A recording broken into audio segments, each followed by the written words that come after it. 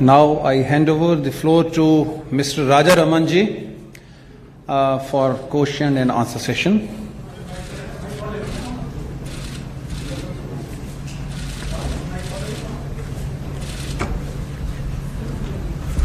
Thank you very much, Dr. Ravindra Chaudhary, Secretary of the Athletics Federation, and it's a great honor for me to be standing here.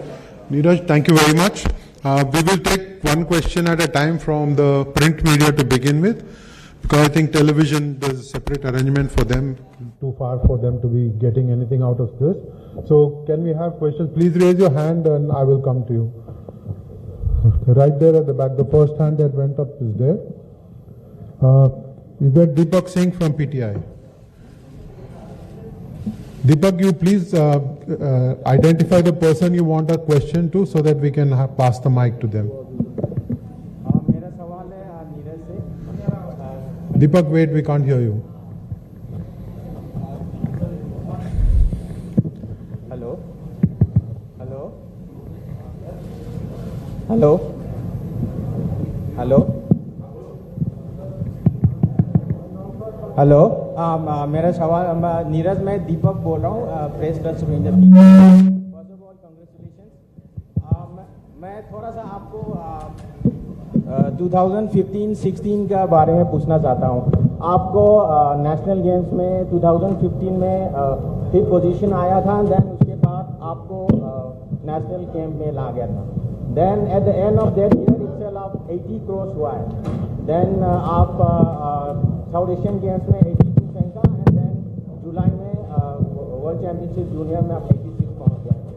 तो इसी बीच का time में आपने ये performance कैसे improve किया, आप उसी समय का थोड़ा बता दीजिए। सबसे पहले तो मैं बताता हूँ कि जो नेशनल गेम्स के बाद जो मुझे नेशनल कैंप में लिया गया, तो वो मेरे लिए एक बहुत ही मेरी लाइफ का एकदम चेंज था स्पोर्ट्स कैरियर में, क्योंकि उससे पहले हम खुद खाना बनाते थे और हमारे पास जेवलिन भी थोड़े इतने ऊपर क्वालिटी के नहीं थे, तो हम ट्रेनिंग अच्छे से करते हैं, लेकिन जो एक फैसिलिटी होती है वो मुझे नेशनल कैंप में आने के बाद ही मिली।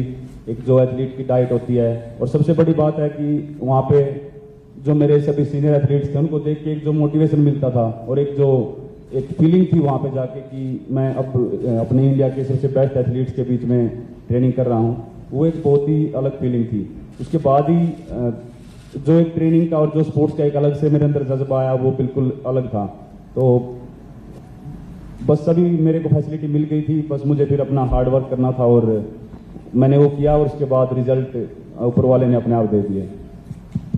Thank you Neeraj, thank you दीपक।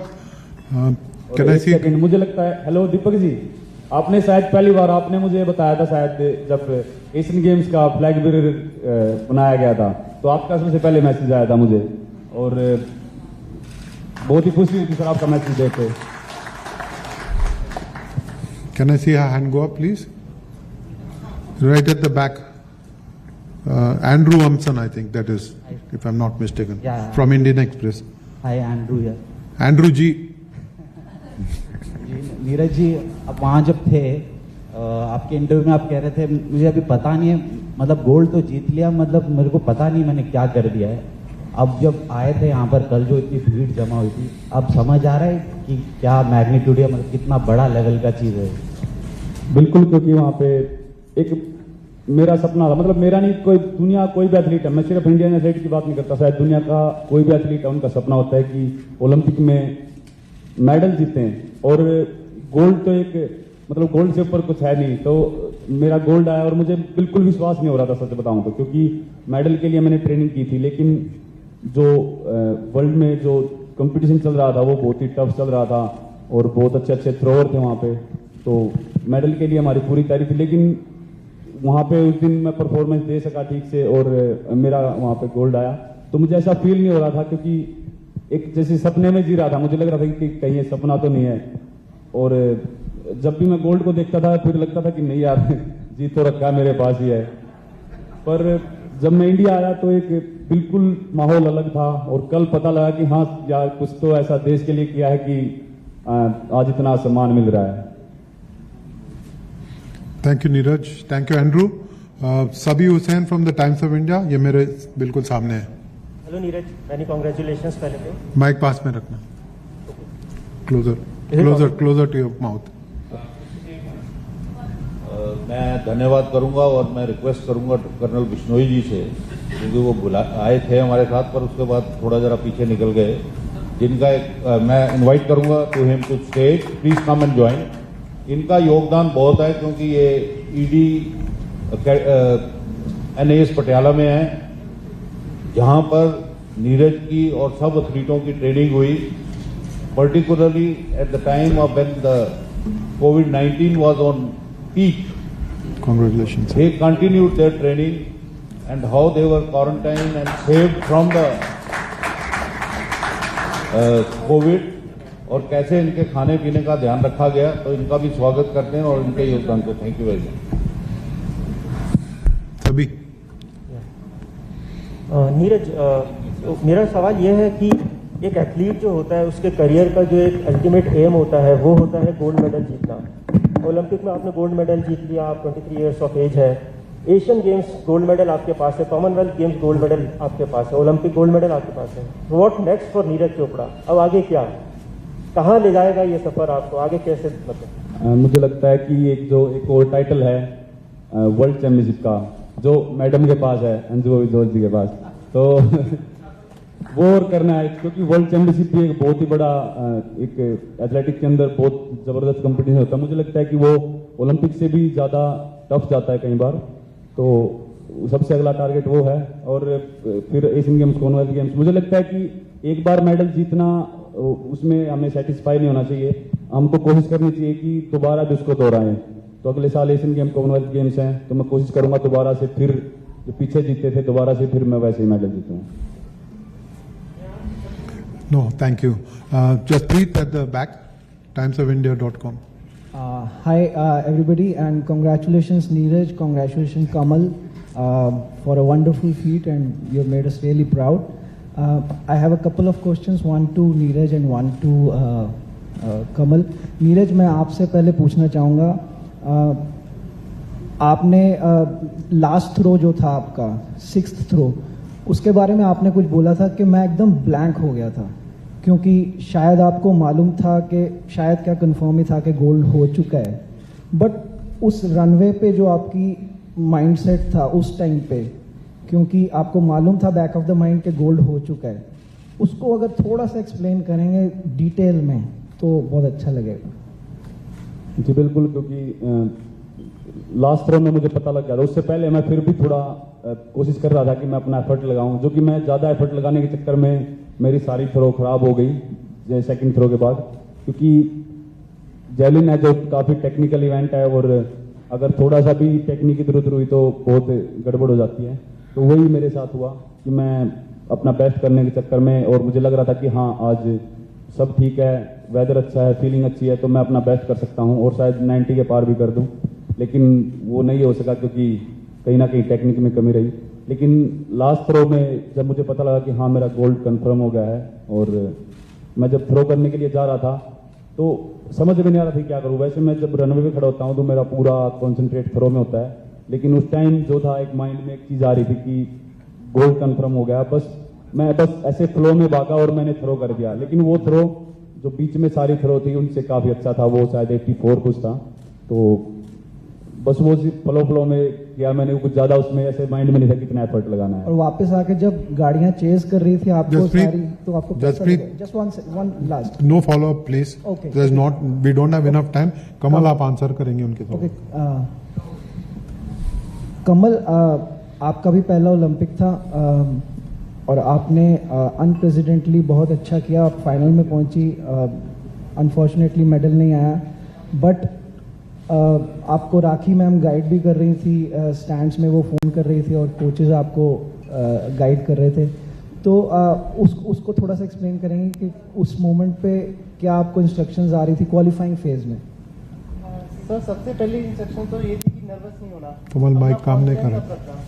और दूसरा सर कि मेरा फर्स्ट कॉम्पिटिशन था, तो दूसरों के बारे में नहीं सोचना कि वो पहले की मैचेस रहे हैं, जब पहले उनमें कितना परफॉर्म करा है, अपना अच्छा परफॉर्म करना है। हाँ जी, तो सर मेरे पास सबसे पहले तो यही बता रहे थे मैम कि नर्वस नहीं होना, अपना बेस्ट करना है और कॉन्फिडेंस बिल्कुल लूज नहीं होने देना। तो दूसरा सर कि उन्होंने बताया कि जो ये नहीं सोचना कि वो वर्ल्ड चैंपियन है, जो ओलंपिक मेडलिस्ट है, अपना बेस्ट करना है। क्योंकि मोस्टली प्लेयर्स सर यही सोच लेते हैं कि हमारे ग्रुप में कितने अच्छे प्लेयर हैं, जहाँ वो पहले के कितने मेडलिस्ट हैं। तो सर मैंने इस चीज़ को बिल्कुल नहीं देखा और ना ही मुझे मैम ने देखने दिया, ना मेरे मतलब वहाँ कोचिस ने देखने दिया। तो ये सब मुझे सर वहाँ बताया जा रहा था। Vinayak, thank you Kamal. विनायक को मौज पर, can we have a mic move here please? Vinayak के बाद फैसल है। Hi, my question is to Amoj. Amoj, Asian record was good, but you guys couldn't qualify for the final. How do you explain this? Timing अच्छा हुआ, but मंजिल नहीं मिली. Sorry sir, क्या बोले? Timing अच्छा हुआ, but मंजिल नहीं मिली. हाँ sir, first of all I से हेलो एंड सर, जैसे बनोट सर ने बोला था कि हम 3 डेट के नीचे कर सकते हैं, तो हम कुछ भागे तो वही थे, लेकिन कुछ हमारी छोटी छोटी मिस्टेक्स थी, उसकी वजह से हम रह गए। तो 3 टाइम तो अच्छा ऐसे रिकॉर्ड हुआ, लेकिन हमें तो कोई खुश नहीं रहा। तो हम कह रहे थे कि यार कोई डिस्क्वालीफाई हो जाए, कोई भी हो जाए, हम जीत जाएंगे, फाइनल में तो देख ही लेंगे, या तो हम रहेंगे या इवेंट। लेकिन फिर वो हुआ नहीं, तो हम दुखी थे। फिर अगले दिन नीरज भैया ने कर दिया, तो हम अभी बहुत ज़्यादा खुश हैं और इन्होंने अभी हमें बहुत इंस्पायर करा है। तो अब अगले साल तो बहुत सारे इवेंट्स हैं, तो हम भी साथ में मेडल लाएंगे उनके, और हम भी नेशनल एंथम बजवाएंगे स्टेडियम में। Your question please, please identify yourself. I am sorry, I don't. मेरा नाम जावेद है, न्यूज़ 18 इंडिया से। नीरज, आपसे सवाल है। ओलंपिक के दौरान और जीतने के बाद भी प्रधानमंत्री नरेंद्र मोदी ने आपसे बात की, आपको कंग्रेचुलेट किया, वो मोमेंट, और आपको क्या लगता है कि ये बेस्ट परफॉर्मेंस हमारा अब तक का रहा है? रियो में हमने 2 ओलंपिक मेडल जीते, इस बार 7 जीते हैं। आपको क्या लगता है कि क्या अभी बुनियादी ज़रूरतें हैं जिनको और ठीक किया जा सकता है ताकि हम ये और परफॉर्मेंस आगे ले जा सकें? और जो प्रधानमंत्री ने आपसे बात की, वो सपोर्ट खिलाड़ियों से जो उन्होंने बात की, वो कितना सपोर्ट आपको मिलता है उससे? बहुत अच्छा लगा जी, क्योंकि एक खिलाड़ी वहाँ पे खेल रहा है और देश का प्रधानमंत्री हमको मतलब हमसे बात कर रहे हैं हमारा गेम होने के बाद। उन्होंने सिर्फ मुझसे ही नहीं, बाकी मेडलिस्ट को और वुमेन हॉकी टीम से ही बात की जिन्होंने मेडल नहीं जीता, लेकिन बहुत ही अच्छी परफॉर्मेंस वहाँ पे दी। तो ये बहुत ही बड़ी बात होती है कि एक देश का प्रधानमंत्री खिलाड़ियों को इतना सपोर्ट कर रहा है। और मुझे लगता है कि बहुत ही धीरे धीरे करके हमारा जो स्पोर्ट्स है वो बहुत इम्प्रूव हो रहा है। और सबसे बड़ा जो कारण था इस बार परफॉर्मेंस अच्छी आने का, वो ये था कि जो खिलाड़ियों के मन में जो एक बात थी, मैं काफ़ी एथलीट्स से मिला, जितने कोरोना की वजह से सबसे नहीं मिल पाए, लेकिन जितने भी अपने इंडियन एथलीट्स से मिला, तो इस बार कुछ भी किसी के मन में ये नहीं था कि हाँ हम यहाँ पे आए हैं, सेटिस्फेक्शन नहीं थी कि पार्टिसिपेट हुआ है। सबके मन में कहीं ना कहीं एक मेडल वाली बात थी। तो वो जो एक सोच थी वो कहीं ना कहीं ऊपर उठी है। और मुझे लगता है कि फिजिकली तो स्पोर्ट्स में ज़रूरत है ही, और मेंटली भी बहुत ही ज़्यादा इम्प्रूवमेंट होनी चाहिए, क्योंकि अगर हम फिजिकली फिट हैं और मेंटली कहीं ना कहीं हम वहाँ पे घबरा जाते हैं, तो बहुत ही एक हम अपना परफॉर्मेंस अपना वहाँ पे नहीं दे पाएंगे। तो मेंटली और फिजिकली दोनों ही बहुत फिट थे इस बार, इसलिए मतलब कई बार आपने देखा हो कि वुमेन हॉकी टीम हार गई थी, मैन हॉकी टीम हार गई, लेकिन फिजिकली भी और मेंटली भी वो बहुत स्ट्रांग थे, उनकी टीम बहुत स्ट्रांग थी, तो वो उन्होंने फिर दोबारा बहुत अच्छा कमबैक किया। तो ये बहुत अच्छा रिजल्ट रहा अपने इंडिया के लिए, और मुझे लगता है कि आने वाले ओलंपिक्स में या गेम्स में और बेटर होगा इससे। Thank you Neeraj, thank you Javed. Faisal and then Kannan. Hi Neeraj, this is Faisal from Agency France Press. Congratulations to all of you. Neeraj, you've been the star. Can you talk about, आप अपनी coaching के बारे में थोड़ा सा बताएंगे? डॉक्टर क्लॉज ने जो आपको कोचिंग दी, उससे आपको फायदा हुआ? कितना मुश्किल था कोच हॉर्न से स्विच करना डॉक्टर क्लॉज की कोचिंग? जी देखो, ये जितना मैंने कोच हुए उनके साथ काम किया, वो भी मेरे लिए एक, मैं मानता हूँ कि मैं उनकी रिस्पेक्ट करता हूँ, वो भी मेरे लिए बहुत एक अच्छा रहा, क्योंकि उस साल मैंने कॉमनवेल्थ और एशियन गेम्स में गोल्ड जीता। और जो ट्रेनिंग चल रही थी, मुझे लगा कि कहीं ना कहीं जो टेक्निक है और जो ट्रेनिंग जो स्टाइल है उनका थोड़ा सा डिफरेंट था, लेकिन साथ में क्लाउज भी थे, क्लाउज बार्टनी, और उनके साथ मैंने तब ट्रेनिंग की, तो मुझे लगा कि इनका ट्रेनिंग प्लान जो है मेरे साथ बहुत अच्छे से हो रहा है। और फिर बस मैंने कोच हुए उनसे बात की और उनको बताया कि मैं कोच क्लाउज बार्टनी के साथ ट्रेनिंग करना चाहता हूँ, और उन सर ने बाकी सभी जो एथलीट से, अनु रानी, शिवपाल सिंह, राजेंद्र सिंह, वो उनको ट्रेनिंग करवा रहे थे, और मैं और रोहित यादव हम बड़े आराम से क्लाउज बार्टनी के साथ ट्रेनिंग कर रहे थे। और उनका जो ट्रेनिंग प्लान है मुझे बहुत सूट कर रहा है। जो वो ट्रेनिंग प्लान बनाते हैं वो एक एथलीट की बॉडी को देख के, और एथलीट को कैसे वर्कआउट की ज़रूरत है, और सबसे बड़ी बात उनके पास बहुत ही पुराना एक्सपीरियंस है। वो बहुत एथलीट्स के साथ काम भी कर चुके हैं, अलग अलग कंट्री में काम कर चुके हैं, और मुझे लगता है कि वो एक्सपीरियंस जो उनका था वो बहुत काम आया है। तो मैं थैंक यू करता हूँ फेडरेशन का कि उन्होंने उनको बुलाया और इतनी वो हमको सिखा रहे हैं, और आज हम गोल्ड मेडल जीत के आए। Thank you. कन्नन। नीरज, पास में रखना। हेलो। यस।